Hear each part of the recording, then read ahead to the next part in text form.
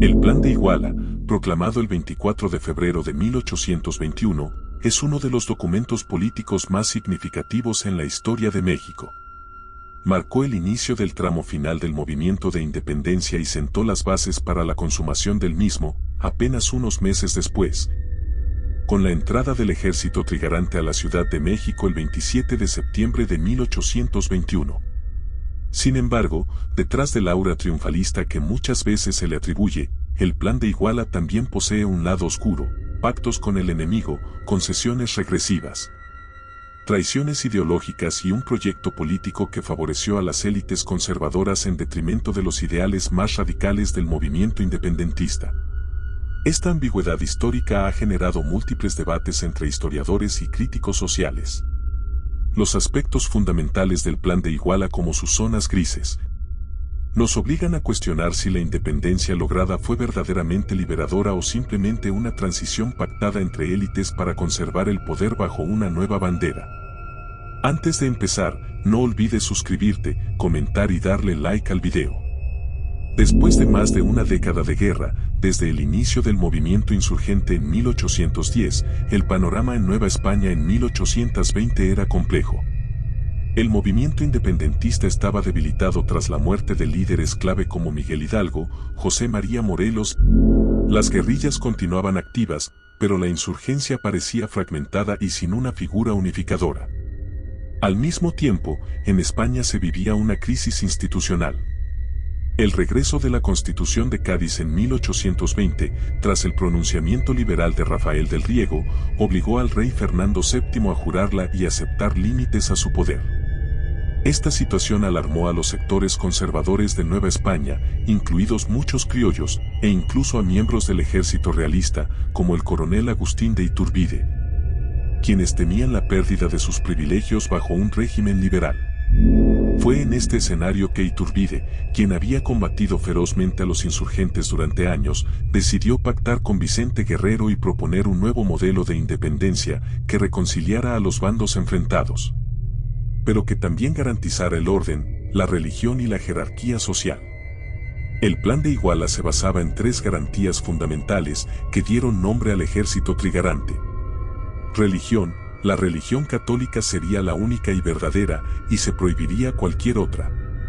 Independencia: México se declararía independiente de España. Unión: todos los grupos sociales, peninsulares, criollos, mestizos e indígenas, serían considerados iguales ante la ley. Además, el plan proponía la instauración de una monarquía constitucional, ofreciendo el trono del nuevo imperio mexicano a un miembro de la familia real española o, en su defecto, a otra casa real europea. En apariencia, el Plan de Iguala buscaba una transición ordenada, pacífica y conciliadora. Pero un análisis más profundo revela varios elementos oscuros y contradictorios. El Plan de Iguala fue, para muchos, una traición a los principios por los que lucharon Hidalgo, Morelos y otros insurgentes. Estos líderes habían defendido no solo la independencia política, sino también reformas sociales profundas, la abolición de la esclavitud, la supresión de tributos indígenas, la distribución de tierras y una mayor justicia social. El Plan de Iturbide, en cambio, desactivó el componente social de la lucha independentista. Al pactar con la oligarquía criolla y los sectores conservadores, el movimiento se institucionalizó, pero perdió su carácter revolucionario. No se cuestionó el sistema económico ni la estructura de poder, solo se reemplazó a los peninsulares por criollos en la cima del orden social. A pesar de proclamar la independencia, el Plan de Iguala mantuvo muchas de las estructuras coloniales vigentes. La Iglesia Católica conservó sus privilegios y su poder económico, y la monarquía fue propuesta como forma de gobierno. Esto representó un retroceso frente a las ideas republicanas y democráticas que ya estaban siendo discutidas y adoptadas en otras partes de América Latina. Además, las promesas de igualdad social no se materializaron.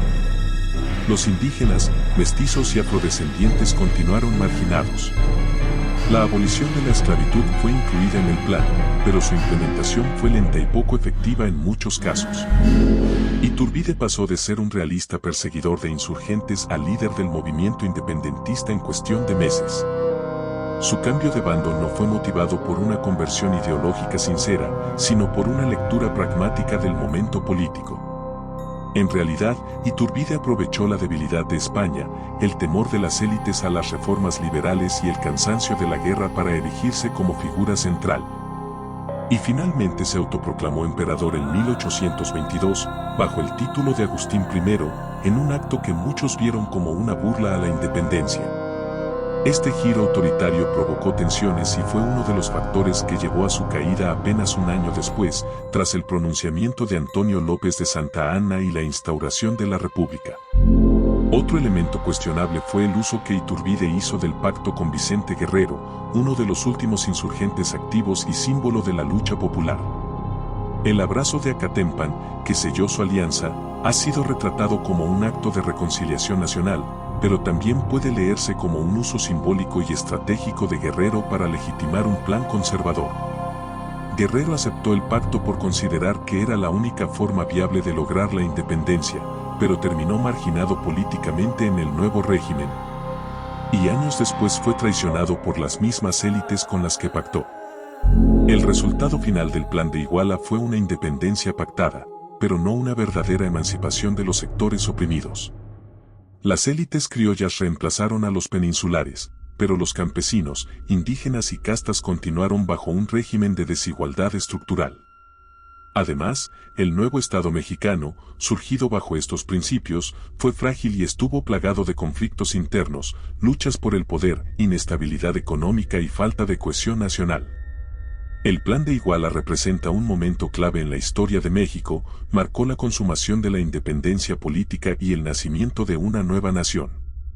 Sin embargo, también simboliza las contradicciones de esa independencia, que fue más una negociación entre élites que una verdadera revolución social.